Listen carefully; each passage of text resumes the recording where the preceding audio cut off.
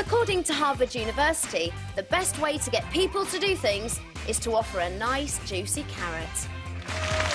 First, though, your verdict on the government's latest Save the Planet ad campaign. A mix of cartoon and live action, showing a daddy reading his little girl a bedtime story, only this one doesn't have such a happy ending. Oh, of course, one way of saving the planet is to have fewer children, because they're the ones that are going to ruin it for us. Just thought I'd mention it. It's all me. Oh, it's my fault. I mention it. The ad goes on to say that we can reverse global warming by doing little things like switching the lights off when you're not using them.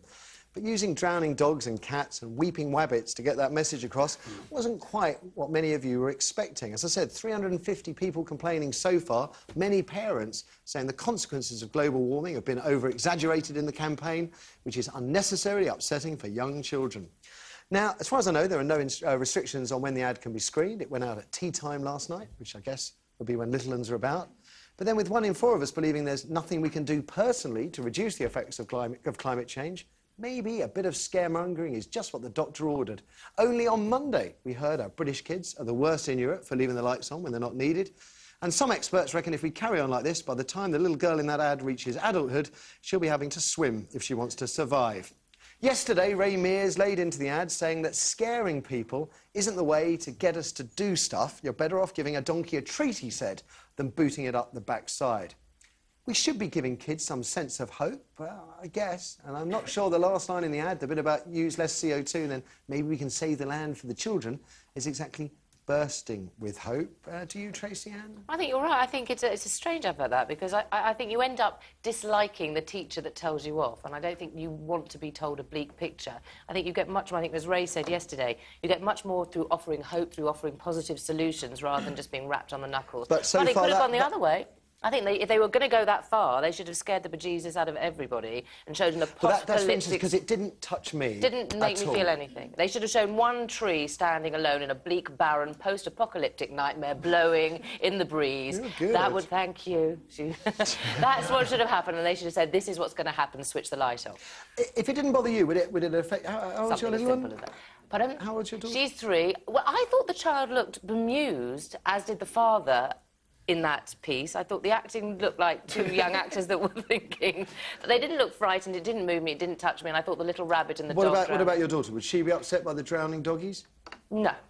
I don't think she would. I don't think it made enough sense of what it was saying. 350 complaints might not sound like a lot when you think that 22,000 people have complained about Jan Moyer's appalling article in the Mail.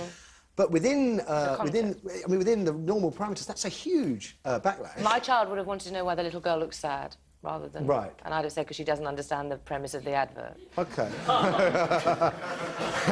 Ricky, do you think maybe the stick approach is what's needed when no one's really done much about climate change? I think so. I mean, I think they've given the carrot out there. They've put the carrot out there for so long, and they've warned us the little things, and it is the little things that help. I mean, if you switch your light off, I switch a light off, and everyone does that. Obviously, it's going to save massive amounts, and it will help, but it's not...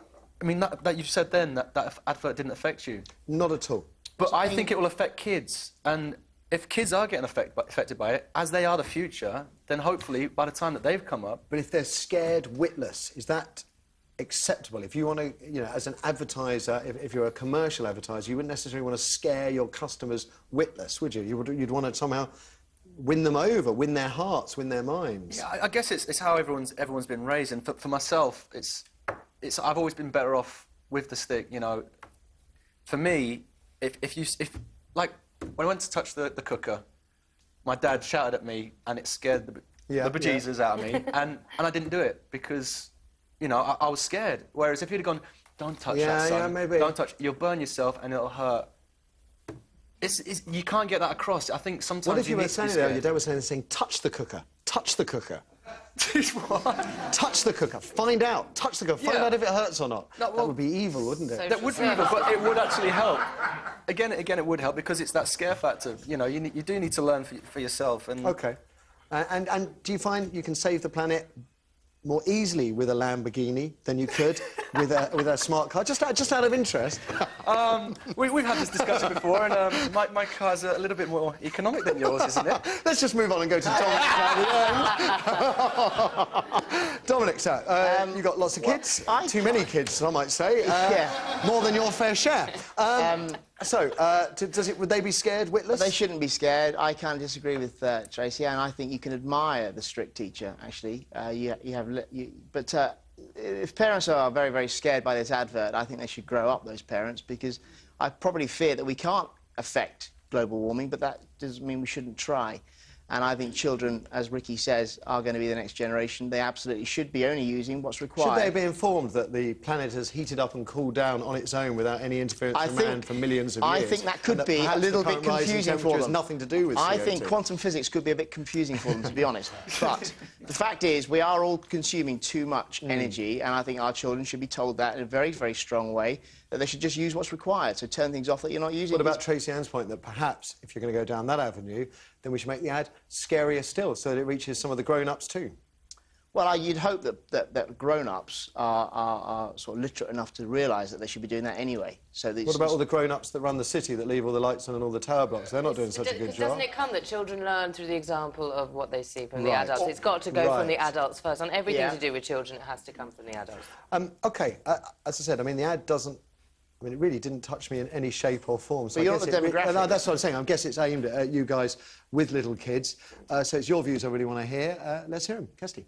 Susan thinks it's a good idea. She's online too. Susan, good morning. Good morning, Matthew. So, do you think the ad does scare children? I think we've got to stop pussyfooting around now. We need a big carrot. Get rid of the big carrot. I mean, we need a big stick now, because I think that the children aren't going to thank us in the future if these things come about. They're going to look back and think that was nothing. I mean, Ray Mears' point yesterday, and he argued it very well, that it would be much better to give a message of hope. If you do things like this, the consequences will be really good, rather than seeing images of drowning cats and dogs. I think Ray Mears is talking a load of rubbish, and I think that, you know, it's going to be his grandchildren going to have to pick up the pieces.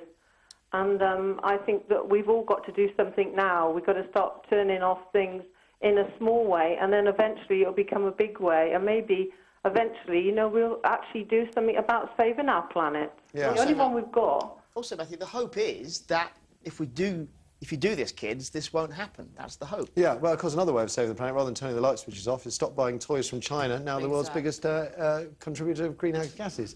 There's a thought. No more presents.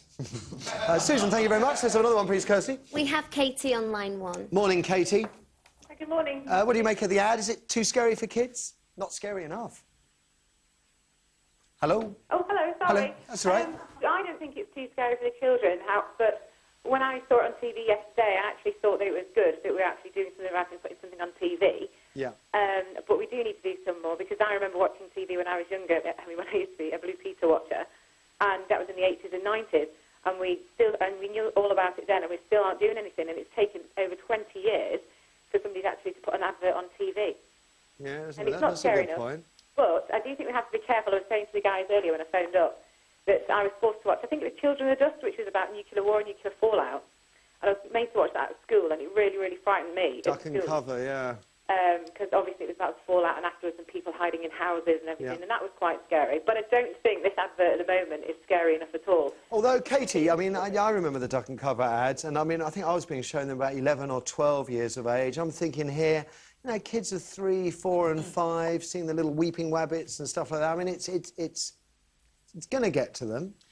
The Tufty Club, do you remember that? That was aimed at sort of 3. I remember that. Being Tufty wasn't an evil so-and-so, it was a nice, caring It was about not getting squashed by a big car as you crossed the road. Now, they could have shown that with a sort of rabbit being... But instead, it was done in for that age group, it was done in an understandable, bite-sized chunk of information that made you feel you could practically do something. Yeah, hold a squirrel's hand and cross... If it's aimed at the child, at the age of the child that's in the advert, I think it's probably good because it will help them learn. But if you're going to try and scare them, then that's not going to scare them at all. I think it's more about educating the advert that they've just shown rather than actually scaring.